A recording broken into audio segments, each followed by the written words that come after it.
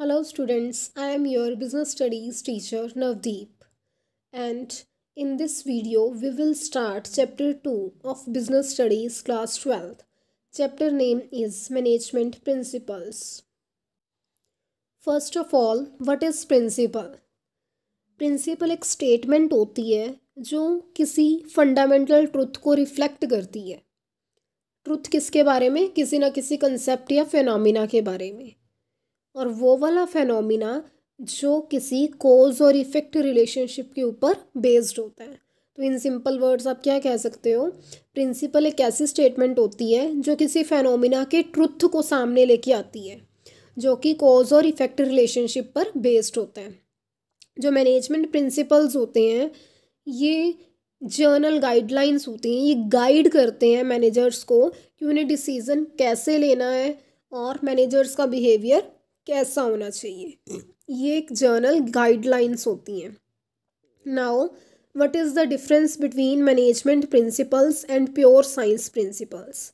Management के जो principal होते हैं वो फ्लेक्सिबल होते हैं, लेकिन प्योर साइंस के जो प्रिंसिपल्स होते हैं वो रिजिड होते हैं, स्ट्रिक्ट होते हैं, काफ़ी ज़्यादा रेस्ट्रिक्टेड नेचर के होते हैं। मैनेजमेंट के प्रिंसिपल्स क्रिएटिविटी के साथ अप्लाई किए जाते हैं। हर एक मैनेजर उसे अपनी पर्सनल स्किल के साथ, क्रिएटिविटी के साथ अप्लाई करता है। बट जो साइंटिफिक प्रिंसिपल्स होते हैं वो एक कॉन्स्ट्रेंट, मतलब एक कंस्ट्रक्ट जो होता है, रिस्ट्रिक्टेड सा एरिया होता है, रिस्ट्रिक्टेड सिचुएशंस होती हैं, उसमें ही उसको अप्लाई किया जाता है। मैनेजमेंट के प्रिंसिपल्स को चेंज किया जा सकता है जैसे जैसे इन्वायरमेंट में चेंज आता है, टाइम के साथ साथ वो चेंज हो सकते हैं। बट जो साइंटिफिक प्रिंसिपल्स हैं वो एक बार जैसे बना दिए गए हैं वो वैसे ही रहते हैं, वो टाइम में या इन्वायरमेंट में चेंज आने की वजह से चेंज नहीं होते। Now management principles versus management techniques. Management principles जो होते हैं वो तो गाइडलाइंस होती हैं एक्शन लेने के लिए, कि कोई मैनेजर कैसे एक्शन करेगा उसके लिए उसको गाइड करते हैं मैनेजमेंट प्रिंसिपल्स। बट जो मैनेजमेंट टेक्निक्स होती हैं ये वो मेथड्स होते हैं जो बताते हैं कि किसी गोल को अचीव करना है तो उसके लिए क्या क्या स्टेप फॉलो करने पड़ेंगे, क्या प्रोसीजर फॉलो करना पड़ेगा। मैनेजमेंट प्रिंसिपल्स ज़्यादा फ्लेक्सिबल होते हैं, लेकिन मैनेजमेंट टेक्निक्स मैनेजमेंट प्रिंसिपल्स के जितनी फ्लेक्सिबल नहीं होती। गाइडलाइंस मैनेजरियल एक्शन के लिए, बट जो वैल्यूज़ होती वो भी गाइडलाइंस हैं, लेकिन वो होती हैं ह्यूमन बिहेवियर के लिए गाइडलाइन, कि एक ह्यूमन को इस तरीके से बिहेव करना चाहिए, वो उसको गाइड करती हैं ह्यूमन के बिहेवियर को। मैनेजमेंट प्रिंसिपल्स टेक्निकल होते हैं नेचर में, लेकिन जो वैल्यूज़ होती हैं ये एथिकल होती हैं नेचर में। Then what are the features और characteristics of management principles? First characteristic है मैनेजमेंट प्रिंसिपल की यूनिवर्सल एप्लीकेशन, या जिसको आप परवेसिव भी बोल सकते हो। मैनेजमेंट के प्रिंसिपल्स को हर जगह अप्लाई किया जा सकता है, चाहे वो स्मॉल ऑर्गेनाइजेशन है, चाहे वो लार्ज ऑर्गेनाइजेशन है, चाहे वो बिजनेस ऑर्गेनाइजेशन है, चाहे वो नॉन बिजनेस ऑर्गेनाइजेशन है। इसलिए उसको बोला गया है यूनिवर्सल एप्लीकेशन, कि इसकी हर जगह पे एप्लीकेशन की जा सकती है। अभी फीचर्स में आपको कुछ एग्जांपल्स दिए हुए हैं। नेक्स्ट टॉपिक हम करेंगे इम्पॉर्टेंस ऑफ मैनेजमेंट प्रिंसिपल, वहाँ पर भी आपको कुछ एग्जांपल्स दिए हुए हैं। एग्जांपल्स में मैनेजमेंट प्रिंसिपल्स को लेके आपको चीज़ों को डिफाइन करके दिखाया हुआ है। बट अभी मैनेजमेंट प्रिंसिपल्स वाला टॉपिक आपके साथ इंट्रोड्यूस नहीं किया गया। साइंटिफिक प्रिंसिपल्स होते हैं और फेयोल के प्रिंसिपल्स होते हैं, तो जब वो वाला टॉपिक मैं आपको एक्सप्लेन कर दूंगी तो ये वाले एग्जांपल्स आपको एक बार रीड करने से ही समझ आ जाएंगे। अभी आपको वो प्रिंसिपल्स नहीं पता, तो इसलिए अगर मैं आपको ये एग्जांपल्स एक्सप्लेन करूँगी भी तो उतना ज़्यादा क्लियर नहीं हो पाएगा आपके माइंड में। इसके लिए अभी के लिए हम इन एग्जांपल्स को छोड़ देंगे। जब मैं आपको फ्योल के और जो टेक्निकल साइंटिफिक प्रिंसिपल्स हैं वो जब आपको एक्सप्लेन कर दूंगी, देन आप ये एग्जांपल्स कर सकते हो खुद से। Okay. Second feature is journal guidelines. As I have explained you earlier, management principles guidelines होती हैं, ये गाइड करती हैं मैनेजर्स को कि वो कैसे एक्शन लें। ये सिर्फ गाइड करती हैं, कोई सॉल्यूशन नहीं, रेडीमेड सॉल्यूशन नहीं प्रोवाइड करवाती। Okay. Third is formed by practice and experiments. जो मैनेजमेंट प्रिंसिपल्स हैं ये काफ़ी ज़्यादा रिसर्च करने के बाद डेवलप हुए हैं। ऐसा नहीं है कि ये रातों रात बन गए हैं।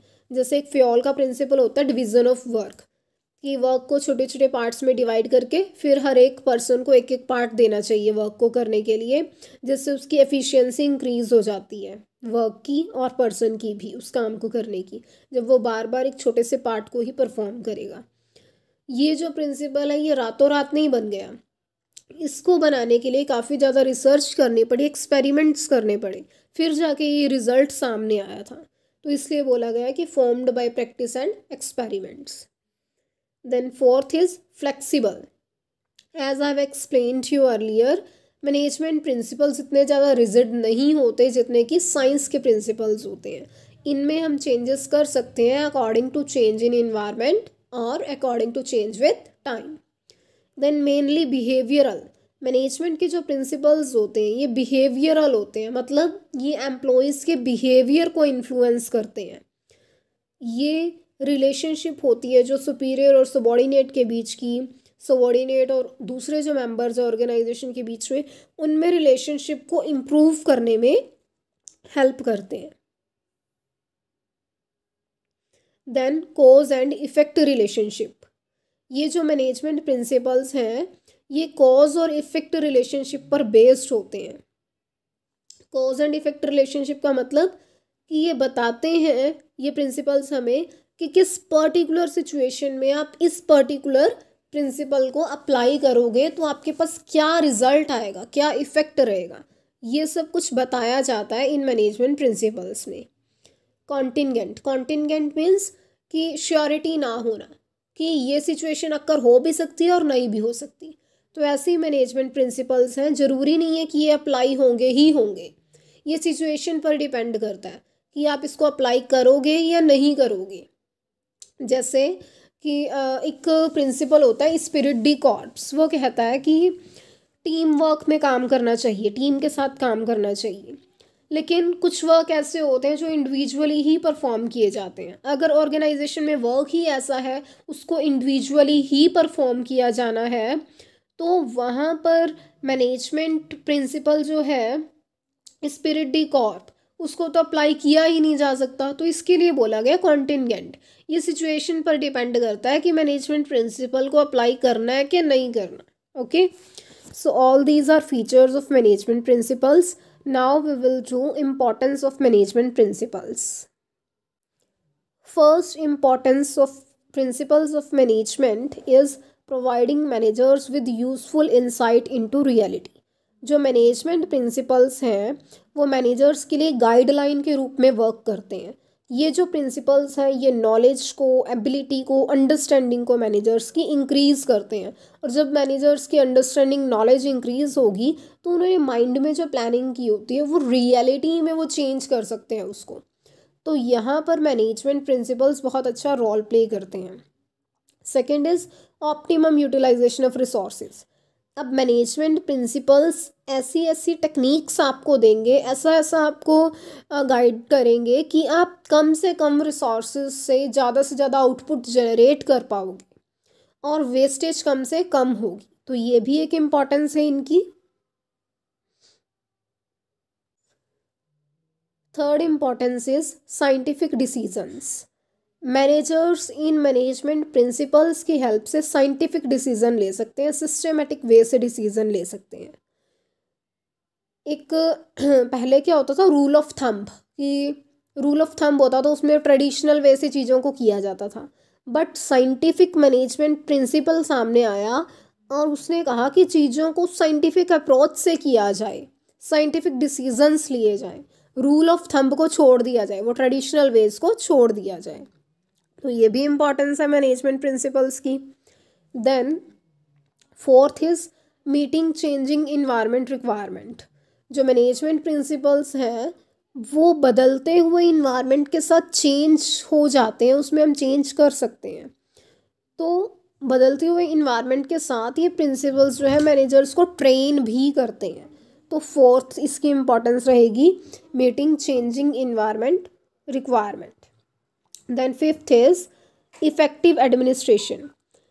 अब इन मैनेजमेंट प्रिंसिपल्स की हेल्प से जो टॉप लेवल मैनेजमेंट है वो चीज़ों को, प्लान्स को, पॉलिसीज़ को बहुत अच्छे से एडमिनिस्टर कर सकती है, पॉलिसीज़ को बहुत अच्छे से फ्रेम कर सकती है, उनको इम्प्लीमेंट करवा सकती है।